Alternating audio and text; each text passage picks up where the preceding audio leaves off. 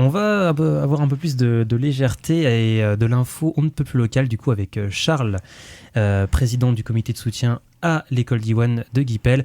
Et donc, pour l'instant, la seule composante de cette association, c'est le festival Samhain, qui, comme on l'a dit, aura lieu à partir de jeudi. Alors, avant toute chose, Charles, comment est-ce que ça se passe en ce moment ? Est-ce que les préparatifs avancent bien ? Oui, elles avancent très bien. On est dessus depuis samedi après-midi. On a ramené toute la déco. Dimanche, on a commencé à installer les cordes et puis tous les draps qu'il y a dans la salle. Là, on en est sur tout le parc extérieur. Donc, non, on est dans les temps. J'espère que le temps vous êtes clément. On peut que vous le souhaitez, effectivement. C'est vrai que ça pour la mise beaucoup. en place autant que pour le reste. Oui. On en est du coup à la 13e édition du Samhain Fest. Comment est-ce que ça s'était passé la dernière fois un peu les années précédentes. Comment est la dynamique en ce moment ? Très bien. Très bien, tout se passe bien. On n'a pas de soucis particuliers. Les ventes sont plutôt bonnes. L'ambiance est bonne. Donc, Pour ceux du coup qui ne connaîtraient pas le festival Samhain, comment est-ce que ça se présente ? Déjà, on rappelle que c'est à la Mézières. Est-ce que c'est en extérieur ? Est-ce que c'est en salle ? Qu'est-ce qu'on peut y trouver ? Et peut-être aussi parler du coup de l'affiche de cette édition. Oui, c'est la 13e, elle est sur la Mézières, sachant que, pour préciser, en fait, l'école d'Iwan avait été créée à la Mézières au tout départ, en 2008. Et elle a déménagé dans de vrais locaux, parce qu'au début, c'était dans une petite maison de Bourg qu'on avait réaménagé plusieurs fois. Et ne pouvant pas pousser les murs au bout d'un moment, donc on avait trouvé cette opportunité dans une ancienne école privée à Guipel, qui était fermée depuis plusieurs années. Et du coup, les animations, et voilà. Donc, il y a pas mal d'animations. On commence par le jeudi soir, où on a une soirée d'ouverture acoustique, qui elle est au chapeau. On a 3 artistes, Flaude, un artiste en solo, dans un univers un peu mélancolique irlandais. Un groupe qui s'appelle Landog, qui fait du dark folk chanté en breton. Ok. Et Briac Guirveno, qui est en pleine expansion en ce moment avec son nouvel album qui est sorti cette année. Oui. Là. Romane, tu connais, je crois. Oui, j'ai découvert du coup Briac Guirveno avec ce fameux dernier album que j'ai énormément apprécié. C'est vrai que c'est un artiste... alors on n'est pas sur du métal, pour le coup. On est quand même sur quelque chose d'assez rock, sur certaines sonorités. C'est chanté en breton aussi. C'est assez intéressant à écouter. Moi, c'est vraiment un artiste pour lequel j'ai beaucoup d'affect ces derniers temps. Ouais. Briac, on le connaît depuis longtemps. Il a fait toute sa scolarité aussi à Diwan. Ah, c'est du réseau. Ouais, on se connaît depuis longtemps. Il a commencé par du black metal. Ah ouais. Il faisait partie d'un groupe de black metal qui s'appelait Opéra Arcane à l'époque, dans les années 90, fin 90, début 2000. Après, il a dérivé sur un univers un peu plus rock-prog. Pendant 2-3 albums, et puis depuis l'avant-dernier album et celui-ci, il est plus sur un univers plus acoustique, ambiant, qui, je trouve, là, il a vraiment trouvé son univers à lui. Oui, c'est vraiment... l'album s'appelle Calon Flame, si je me trompe pas. Nozawo, non, c'est pas Nozawo. Ou alors c'est le titre c'est le titre très connu qui s'appelle comme ça, oui, effectivement. Ouais. Et pour ce qui est du coup des journées de vendredi et samedi. Alors vendredi, on commence par comment ça s'appelle, Xanax, c'est un duo de... Les lunettes et le casque, terrible mélange. Je vais m'en servir autrement. Tu veux prendre ton temps si tu veux, tu peux enlever le casque. Non, mais de toute façon, pas de souci. Je l'ai en tête. C'est un duo de stoner rock. Ça va bien avec le mot Xanax. Ouais. Finalement, c'est vrai que c'est cohérent. Et c'est des jeunes de Guipel, en fait, qui tournent pas mal, qui avaient joué aussi au Coucou Fest, qui jouent sur pas mal d'événements assez rock'n'roll, un peu dans l'esprit Binic. Je sais pas si vous connaissez ce festival-là, à Binic, tous les ans, au mois de fin juillet. Si je... Ça me rappelle, ça me dit rock, en port de mer, c'est agréable, il y a 3 scènes, c'est super. J'ai un camarade qui y allait, il me semble. Ouais. C'est excellent. Et après, c'est suivi de Mézel, un groupe de black metal dans l'univers un petit peu, dans l'esprit un peu d'Immu Borgir, je dirais. Un peu Ok. mélodique, symphonique. Ouais, tout ça. ouais, voilà. Ok. Mesel, Aeseria Conscientia, c'est des Nantais qui, eux, font aussi un black metal, mais assez prog, avec l'utilisation du saxophone. Ah, c'est de Qui plus en plus donne- courant dans le black metal, j'en entends. Ouais. Et- beaucoup. On en parlait le jour, justement. Ouais. Ouais. Ouais. Et ça donne une belle couleur au son, c'est super bien fait, vraiment très bien. Ensuite, Moondrag, le duo Moondrag, les deux frangins du pays de Saint-Brieuc, qui font un très bon hard rock, Des années très, 80, ouais, ouais, très c'est assez influencé. intéressant, avec beaucoup de claviers derrière. Ok. En fait, il n'y a pas de guitare. C'est C'est celui-là que j'ai vu. Orguermont, J'ai vu qu'il y avait un groupe qui avec n'avait pas de bat- guitare, ouais, effectivement. avec Ouais. batteur. Et ils envoient autant que les autres, hein, largement. Et il y a une complicité, une alchimie entre les deux Ouais. frères qui est Ouais. vraiment extra. Ils jouent aussi dans Smooth Motion et puis Commodore and the Monodrag. Oui. C'est un Oui, oui. mélange de deux groupes, ça. Je connais Ouais. Commodore. Ouais. Ah bah les deux assemblés, ça renvoie du Ouais. pâté. Je les ai vus 2 fois sur scène et ça vaut le coup d'œil. Et ben j'irai checker ça. Voilà. Je les ai tous écoutés, mais je les ai plus tous en tête, pour le coup. Donc. Et suivi de The Great Old Ones, les Bordelais, là, qui font black metal. l'univers Lovecraftien. Voilà. Voilà. Lovecraft, ouais. Suivi de Dool, groupe hollandais, dans un esprit très dark rock, avec la personnalité de la chanteuse et sa voix moi je trouve assez exceptionnelle. Je trouve qu'il y a vraiment une vraie présence. Elle capte l'attention tout de suite. Et puis à côté, ça joue super bien. Et on finit par UFO Mammoth dans un esprit plus stoner, psyché. Assez instrumental, même s'il peut y avoir des passages chantés, mais voilà. Très très bon groupe aussi. Oui, c'est un groupe ouais. que j'écoute depuis quelques temps maintenant et pareil, Ouais. pour lequel j'ai beaucoup d'affect. J'ai apprécié énormément, ouais. Donc, du coup, ça, c'était pour vendredi, c'est ça? Vendredi, ouais. Et le lendemain, le jour de clôture. Donc le lendemain, pour le jour de clôture, on commence le... Alors, je vais faire un petit... on commence par des concerts devant le bar, Ok. à l'heure de l'apéro. Donc il y a 3 groupes qui jouent, Troubadour, Exhausted et puis Another Warship. Donc il y a du death, du rock stoner et du punk. Voilà, Éclectique, du coup. Ouais, ça c'est éclectique. L'année dernière, ça avait super bien fonctionné. On avait des vidéos où ça finissait en slam.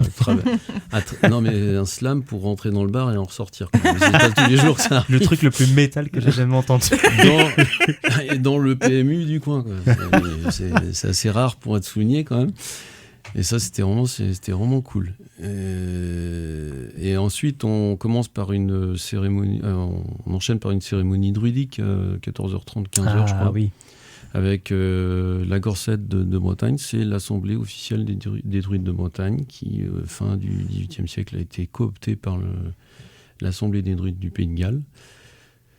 Et cette cérémonie, c'est la cérémonie de la Samhain, donc c'est le nouvel an celte, c'est le passage de la saison claire à la saison sombre. Ok. Et là, c'est là où on peut faire un appel aux morts, pour ceux qui ont perdu. Moi, C'était- j'ai une- C'est d'ailleurs la raison, excuse-moi, juste la raison pour laquelle justement on fait ce sujet sur le Oui. païen aujourd'hui, c'est parce que le Samhain est une fête celtique, druidique, païenne, donc c'est pour ça, c'était le lien. Excuse-moi Romain. Moi, la question que j'avais, c'est comment dire, moi, mon papa est quand même très engagé sur la question bretonne et a beaucoup de connaissances, notamment sur les vieilles traditions. Et lui, il dit la Samin. Oui, en français. Est-ce qu'on dit tu les dis- deux? Est-ce qu'on dit les deux? Non, mais- Est-ce qu'il y a oui. une prononciation qui est plus bretonnante, disons, que l'autre? Ouais, non, mais en fait, Samhain comme ça, c'est même pas breton. Oui. Le mot déjà est plutôt irlandais, c'est Shawin, un truc, je crois que c'est comme ça que ça se dit. Samhain, c'est en français en fait. Ok. Ouais. Et en breton, ça se dit pas comme ça du tout, ça se dit Even, D'accord. H-E-V-E-N, ou on peut le dire aussi comme Calaguano, et Calaguano, c'est les calendes de l'hiver en fait. Ok. C'est ça. Mais le vrai nom de Je me Samhain chez doutais les druides, qu'effectivement, c'est il y avait Even. quelque chose derrière et j'en profite pour poser la Ouais, question. ouais. Non mais c'est aussi pour ça que le festival existe. D'ailleurs, est-ce que tu pourrais nous en dire un peu plus sur du coup la structure qui est soutenue par le festival et plus largement de l'école Diwan de Guipel et plus largement du coup de ce que c'est que l'enseignement d'Iwan du coup en Bretagne et des projets, de comment ça se passe en ce moment Alors, est-ce qu'on finit sur la prog ou... Ah oui, sur la prog c'est vrai, avant, on se perd et tout. Oui, Oui, effectivement. parce que les sujets intéressants, on amène forcément des questions. Oui, c'est vrai, autant pour moi. Du coup, le samedi, oui, désolé. Ouais, non, après, ça sera suivi d'une conférence sur le Malte, mort et résurrection. Ok. Donc ça, c'est quelque chose qui inspire beaucoup le Grand Druide de Bretagne. La bière et le whisky, c'est pas juste pour le truc de pochetron, hein, c'est pas du tout ça, c'est qu'il y a des symboliques derrière aussi. Et ça peut créer du débat entre les brasseurs, et puis ça peut être marrant. Donc après, on enchaîne par les concerts. Donc il y aura Death Council, groupe de Rennes, il fait on va dire du death trash assez technique. Ok. Suivi de Tanork, qui est un groupe Rennais aussi, ouais. Oui. Rennais, Ils sont passés au motocultor. voilà, Ouais. qui chantent en breton. Oui. Ils font du death metal en breton, ce qui est important de le souligner. Ouais. On peut faire des musiques actuelles chantées en breton. Il n'y a pas que le Fleischnose et le Cornet Discount. Ça passe très bien le breton en death metal. Tout à fait. Et alors, ce que je voulais dire, c'est que justement, là, on arrive à ce moment-là de la journée où on fait des causeries en breton. Les gens peuvent venir participer et c'est exactement la même chose qui peut se passer la veille. Il y a 2 rendez-vous pour les gens qui sont intéressés à tout niveau, découverte ou échange. Il n'y a rien imposé, il n'y a pas de niveau imposé. Et après, donc on reprend les concerts et on enchaîne par Nervous Decay, les Nantais qui font du death metal. Assez technique aussi, avec, je trouve une batteuse qui est très très créative. Ça m'a beaucoup marqué quand je les ai vus pour la première fois. Ensuite, les Morlésiens de Infern font un death metal très efficace, un peu à la Ball Thrower. Alors que je t'entends, je remarque du coup qu'il y a énormément de groupes bretons. Et j'avais... Ouais. Ouais. Alors, c'est pas que pour soutenir la scène locale, mais oui, quand même. Ouais. Mais il y a des années aussi où on a fait venir des plus petits, enfin des groupes plus modestes qui venaient soit de Paris, même de Lyon, c'est déjà arrivé. On se met pas de limite non plus, mais après il y a une question de budget aussi des fois dans les scènes locales qui peut être pratique. Ok. Quand on a des têtes d'affiche qui sont assez chères, tu veux pas forcément aller chercher non plus des petits groupes qui vont te revenir un peu assez cher et puis que les gens connaissent pas énormément. Ouais. Même si des fois ça peut valoir le coup, mais faut logique. quand même faire attention quoi. Et oui, après on enchaîne par SUP, les nordistes de SUP qui vont faire l'album Anomalie en intégralité. Ok.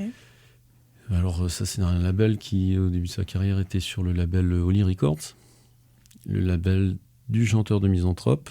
Ok. Dont Misanthrope. Sas de l'Argilière. Voilà.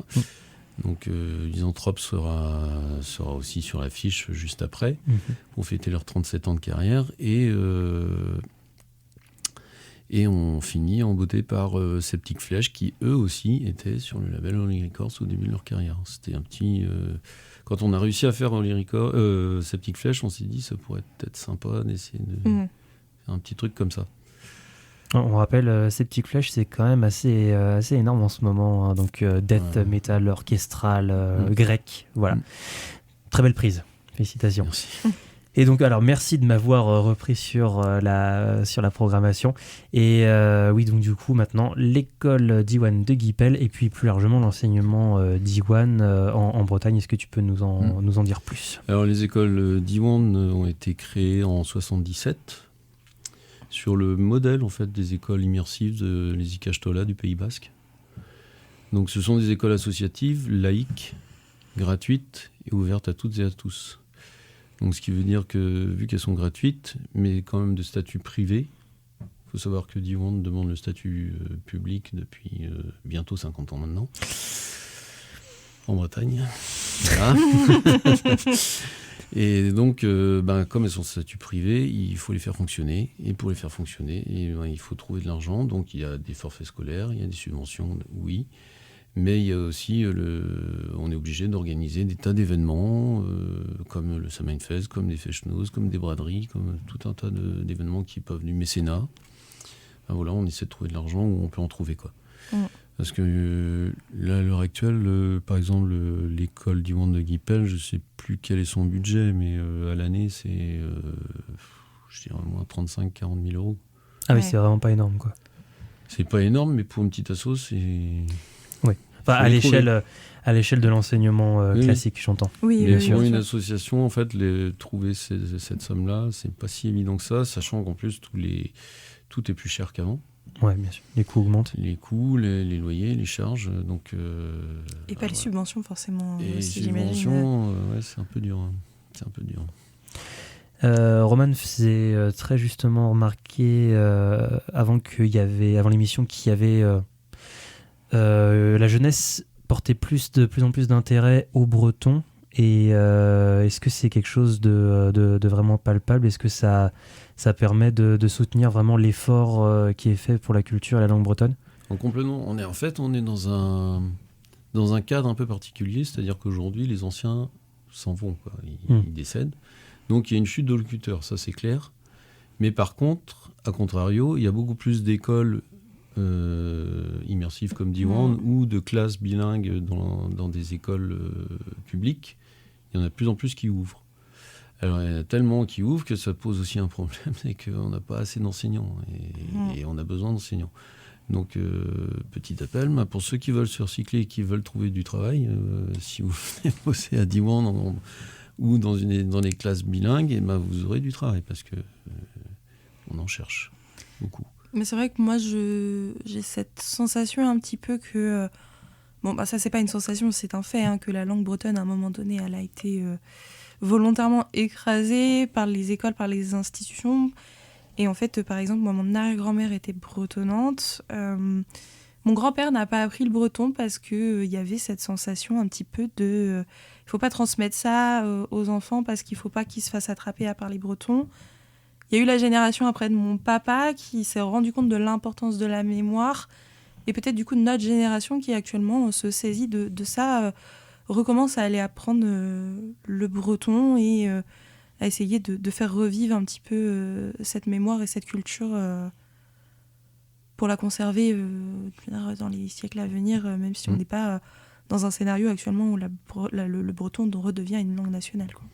Non, mais c'est par contre, il y a des choses qui sont très concrètes, c'est qu'aujourd'hui, grâce au breton, il y a quand même plus de 1500, entre 1500 et 2000 emplois qui en dépendent en Bretagne. Hein. Donc c'est dans l'enseignement, c'est dans l'édition, c'est dans l'audiovisuel. C'est pas qu'un combat pour la mémoire et pour le culturel, c'est aussi quelque chose de social, d'économique. Ouais, tout à fait, okay. Oui, vraiment... même dans les institutions aujourd'hui, il y a de plus en plus de personnes, notamment à la région Bretagne, qui sont payées pour ces questions, en tout cas, de patrimoine breton. Hein. Non, dont la langue. C'est très concret. Hein. Il y a vraiment, des choses qui en dépendent. Il y a des emplois qui en dépendent. Donc, c'est pas rien, quand même. C'est pas rien aujourd'hui. Eh bien, merci beaucoup, Charles, du coup, d'avoir répondu à nos questions. On le rappelle, le Samhain Fest, le jeudi, qui commence ce jeudi 23 octobre et qui s'étendra jusqu'à samedi soir. Peut-être juste un petit rappel sur ceux qui voudraient s'acheter des places maintenant qu'ils savent que ce magnifique événement est à leur porte. Un petit rappel du coup sur billetterie en ligne ou sur place. Billetterie en ligne sur Hello Asso. Okay. Le vendredi est à 36 € en prévente et 38 sur place. Le samedi à 38 en prévente et 40 sur place. Et le pass de jour est à 70 en prévente et 75 sur place. Alors, il faut savoir aussi qu'on a mis en place, pour ceux qui le souhaitent, une page covoiturage. Okay. Page covoiturage, il y a un camping gratuit. Ok. Voilà. Donc, il y a moyen de s'y rendre sans problème. Et du coup, comme tu l'as dit au début, le jeudi, la soirée du jeudi est au chapeau. La soirée du jeudi est au chapeau, ouais. Ok.